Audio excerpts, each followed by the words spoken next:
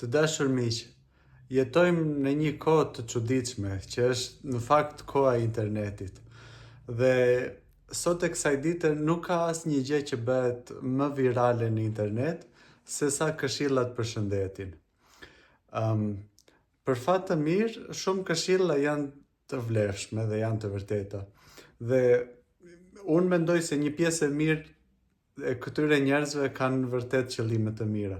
Por për fat keq janë shumë njerëz që kanë qëllime të tjera, jo dhe kaq të mira, dhe këshillat që ata japin sigurisht nuk janë dhe kaq të vërteta.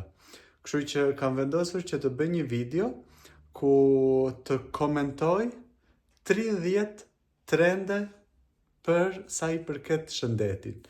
Dhe një nga youtuberat që më pëlqen më shumë i ka provuar këto vet, ka 30 copë dhe do t'i shikojmë se si ai do t'i bëj dhe do t'i komentojmë nga ana mjekësore, nga ana ime si mjek dhe sigurisht unë s'kam asnjë konflikt interesi në këtë mes. Le ta ndjekim së bashku. Steps will change your life. You should be walking 10 to 15,000 steps every single day. If you just decide, I'm going to go on a carnivore diet, you'll lose weight and you'll feel amazing. But it's hard to know which ones will actually improve your life, which ones are just clickbait, or even worse, which ones are just trying to sell you something that doesn't even work. So for the next 30 days, we are going to be trying 30 viral health trends, starting right now with one of the most viral health practices in recent years, the daily cold plunge. This marks day number 1 and health trend number 1. Each day, we will be adding another healthy practice to our routine. We'll be getting our steps in, going vegan, meditating, running, hanging from a bar, cutting out sugar, gluten, and caffeine. If you've heard of the health trend, we're probably going to do it. Until by the 30th day, we're going to be following all 30 trends. How long do we have to stay in here? 5 minutes. Atëherë numri 1, siç e pam, është zhytja në ujë të ftohtë çdo mëngjes. A jam unë fansi i këtij trendi? Absolutisht po. Cili është mekanizmi? Ajo zhytja në ujë të ftohtë për një moment të shkurtër, sigurisht jo më shumë se 5 minuta. Është e vërtetuar që ka efekte shumë të mira pozitive. Në thonjza, siç thoshin të vjetrit, një kalitje e trupit. Efektet më pozitive janë për lëkurën. Ajo shkakton një vazokonstriksion shumë të fortë të lëkurës, i bën mirë ai ftohti dhe është, si të thuash, si një farë gjimnastike e enëve të gjakut, duke qenë se trupi tenton ta ruajë temperaturën, bën një vazokonstriksion të gjithë lëkurës dhe ato enët e gjakut të cilat janë brenda fillojnë hapen shumë dhe qarkullimi i gjakut përqendrohet më shumë për zemrën dhe për trurin. Sigurisht ky trend ka rreziqet e veta, ka njerëz që e teprojnë, ka njerëz që rrinë më shumë, ka njerëz që kalojnë ato temperaturat dhe ata që duhet kenë sigurisht kujdes janë pacientët të cilët janë të sëmurë me zemër. Pacientët të cilët janë të sëmurë me zemër duhet sigurisht që të ruhen nga këto trende, sepse nuk janë të mira. Down. See you tomorrow. Dude, I feel invigorated. So today we'll do the cold plunge from yesterday And run at least 1 mile. So for the next 28 days, Numri 2 është vrapi. Sigurisht këtu nuk ka asnjë lloj diskutimi. Vrapi, po sporti në përgjithësi është një nga gjërat shumë të rëndësishme, shumë të shëndetshme. Sëmundjet e zemrës, unë kam thënë, nuk i shëron sporti. Por sporti është i rëndësishëm sepse njerëzit që kryejnë sport kanë tendencën të bëjnë një jetë më të shëndetshme, të hanë më shëndetshëm dhe njerëzit që kryejnë sport kanë fatin e mirë se i ndjejnë problemet e zemrës më shpejt se të tjerët për shkak se e vendosin zemrën e tyre në një farë tensioni. Then journaling. Journaling is supposed to help you deal with your emotions, stay grounded, and think about your day. It's supposed to be good for anxiety and help relax the mind. Day 4. Numri 3, si që ndoqëm, është ajo që quhet nga anglishtja journaling. Nuk është asgjë, do me thënë, kjo është thjesht shkruajtja e mendimeve dhe është si një farë psikoterapie, si me thënë, po me veten tënde, hedhja në letër e mendimeve, shkruarja përpunimi i mendimeve të tua. Unë e them gjithmonë absolutisht shumë e vërtet, nuk ka shëndet fizik pa patur shëndet mendor dhe e anasjellta. Dhe është shumë e rëndësishme folja e emocioneve, e ndjenjave, e mendimeve, në fundit emocionet dhe ndjenjat tona janë produkt i mendimeve tona dhe kur ti arrin ta shkruash një problem në letër, për mendimin tim thuajse gjysma e problemit është e zgjidhur kur arrin ta shkruash. Shumë probleme janë koti në mendjen tonë dhe kur ti arrin ta objektivizosh derisa ta shkruash, ndoshta e gjen dhe zgjidhjen më kollaj. Pra edhe këtu absolutisht fani këtij trendi. Run, journaling, and whole food diet. Basically just means whole ingredients in everything that you eat. Eating a whole food diet is supposed to give you more energy and better health by sticking to foods that haven't been heavily processed. I'm all about the whole food diet, only single ingredient. Whole foods. So most of the benefits. Trendi i radhës është ngrënia e asaj që quhet whole food diet. Unë do me thënë, është ajo shpreha më ka rënë goja duke e thënë këtë gjë. Duket nga gjua angleze sikur qa është kjo whole food diet, qa do jetë thonë shumë njerëz mbase u duke si nuk është as një gjë e çuditshme apo kështu. Whole food diet është shmangja e ushqimeve të procesuara, që do të thotë ngrënia e ushqimit ashtu siç është ushqimi. Po them, në Amerikë dhe në Angli dhe në Gjermani, në vendet që janë sigurisht shumë të industrializuara, preferojnë njerëzit më shumë atë bukën që është e gatshme në qesk, ajo qa s'ka brenda lloj bullalliqes, sesa atë bukën që e bën furra e bukës. Këtu është ndryshim shumë i madh në ato lëndët që ajo ka brenda.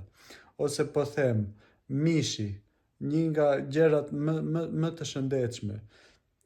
Shumë gjerman nuk e hanë mishin siç është, po i bëjnë përpunime, lloj gjërash, e bëjnë schnitzel, e bëjnë kështu, më thënë thash, ose akoma dhe më keq e konsumojnë në formën e sallamit.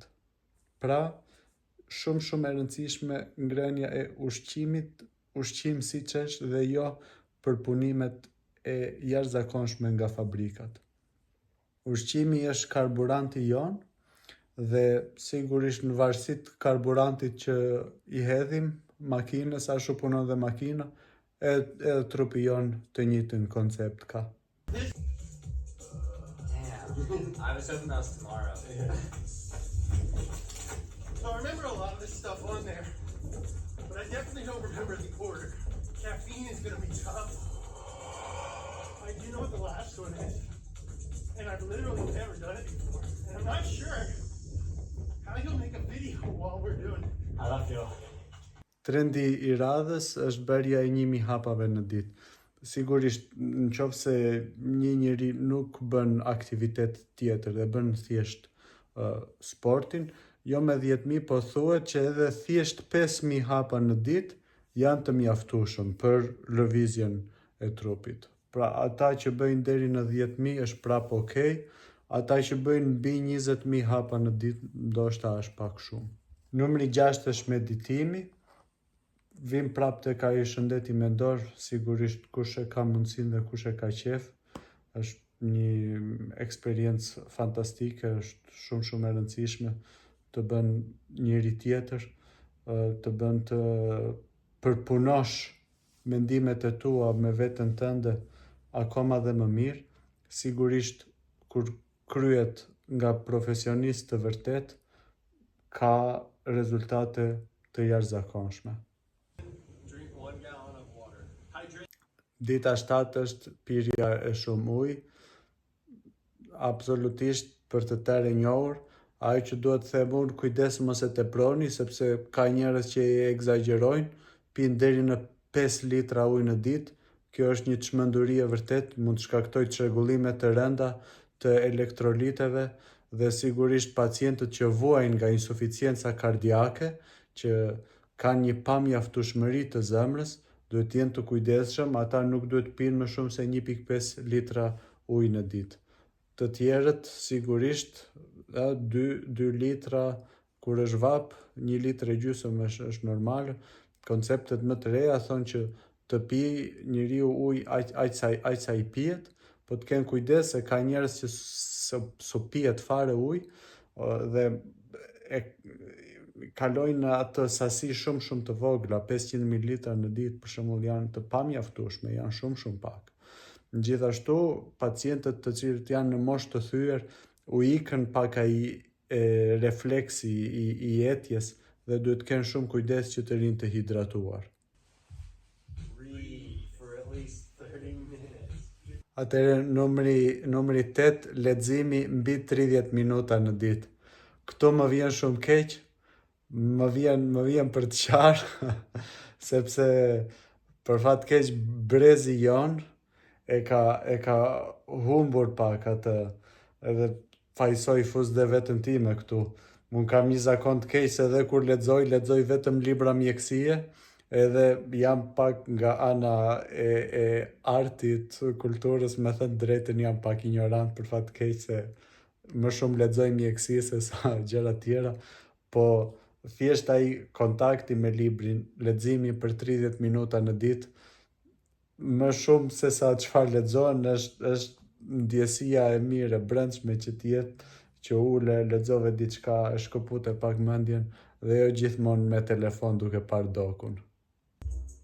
No gluten. There is gluten in a whole food diet, but it's really hard to pull off, so we've basically been gluten-free anyway. So I'm glad that we don't really have to add anything else to our schedules because it has been getting hard to fit everything in. Numri 9, jo gluten.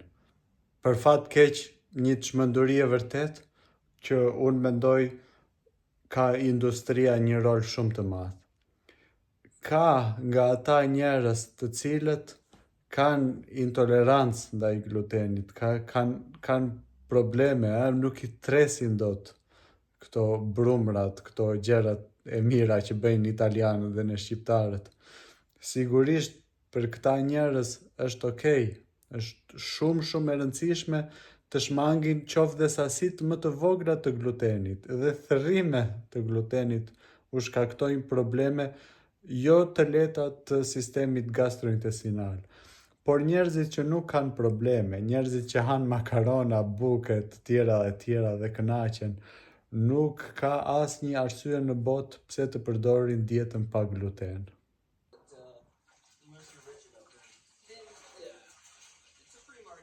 Day 10, we're a third of the way into the challenge, and I'm a little sick. So, maybe just eat McDonald's and don't move your body at all. You might be better off. Day 10. Follow a skincare routine. Nice. Skincare routine. Skincare routine? Morning skincare routine. Morning skincare routine. Morning skincare routine. Bëni çfarë doni për këtë, nuk di çfarë t'ju them. Sigurisht, ana estetike të dukurit më I ri të jep pak më shumë zemër që të kujdesesh akoma më shumë për shëndetin që dukesh I ri. Duke qenë se video po zgjatet shumë, do ta mbyllim këtu me këto 10 trende dhe në vazhdim do të vazhdojmë me trendet e tjera.